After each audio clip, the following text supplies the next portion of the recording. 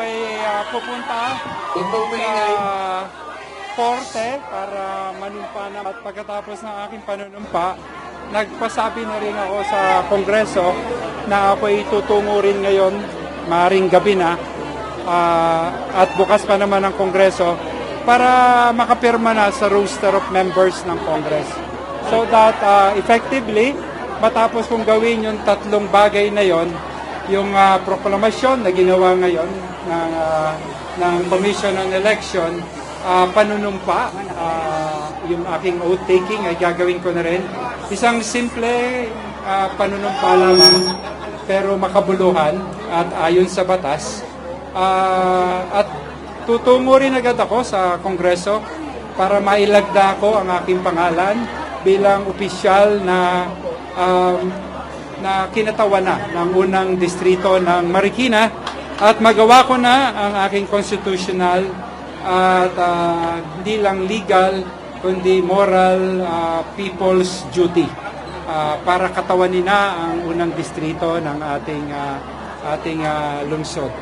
Nakahanda na rin nga yung mga panukala na batas na ating gustong isulong. Isa yung pangunahin yung may kinalaman sa kalusugan, yung Magna Carta for the Barangay Health Workers, yung ating National Land Use Plan na mahalaga rin, at para din sa mga small and medium enterprises yung amyenda para yung kabuhayan naman din ay mapangalagaan. Ang isa pa, ang pinakamahalaga, yung unfunded mandate na naiwan doon sa panukalang batas na naging batas ni Mayor Maan Chodoro para dagdagan yung bed capacity from 500 to 1,000 bed capacity ng Amang Rodriguez Medical Center. Kailangan ang kalusugan ay mapangalagaan. Ay iba pa nating panukala na may kinalaman sa technical education. Ito ay para sa tao, panalo to ng hindi isang individual, kundi panalo ng lahat para sa bayan. May we hear from you after the delays, finally you were proclaimed as the winner of the election? Siguro sa kasaysayan ng politika ng Pilipinas, ako na yung pinakahuling na proklama.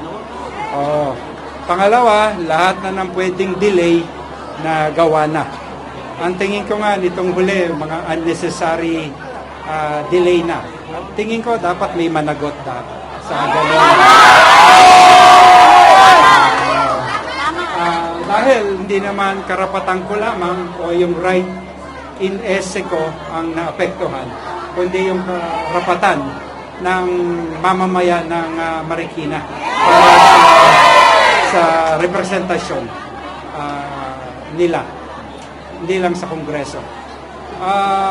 Ganito talaga yung proseso, pero nakita natin hanggang kanina ang Korte Suprema nag-file pa ang aking kalaban, pero wala nga namang lumabas na temporary restraining order.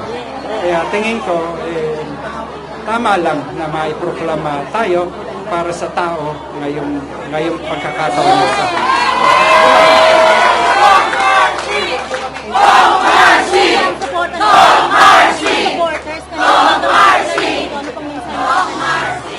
Ako'y nagpapasalamat sa lahat ng taong nagmamahal. Hindi naman nagmamahal lang sa isang tao, kundi nagmamahal para sa kanilang bayan, para sa kanilang lungsod. Ako'y kinatawa ng distrito. Ito ang aking domicile by origin. Dito ko nagmula. Ang aking mga magulang, nuno, ay dito nagmula sa lugar na ito. Nag-aaral ako sa lugar na ito. Lumaki ako. Nagkaroon ako ng pamilya sa lugar na ito. At kakatawanin ko, hindi lang dahil alam ko yung lugar, kundi dahil nararamdaman ko at kakatawanin ko yung adhikain, yung layunin, yung nararamdaman, yung pagsisikap, yung pagsubok na nararamdaman ng bawat isa. At collectively, ito yung kailangan namin. Ang mensahe ko, lubos ang aking pasasalamat, at kasama ng pasasalamat na yon ay yung pangako na magiging matapat, hindi lang sa tungkulin, kundi matapat sa lahat ng tao at bawat isa na naririto. Salamat! Salamat! Thank you. Pumunta ako sa court ngayon. Maglalakad ako magbubulong. Okay. Paunahin po muna natin palabas.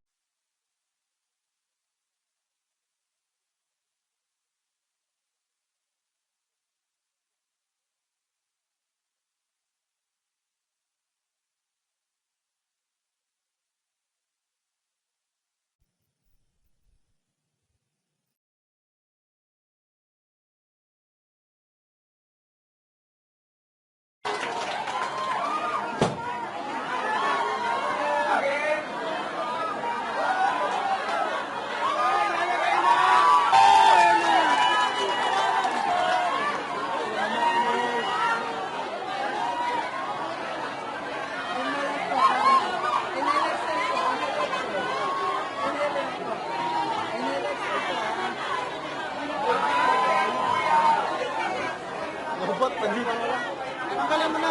Tanggalin mo na. Baka mahila. Tanggalan na lang. Bakit hindi ko siya?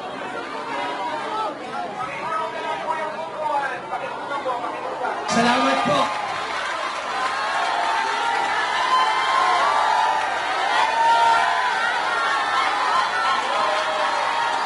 Thank you po. Thank you po. POC. Attorney Nancy.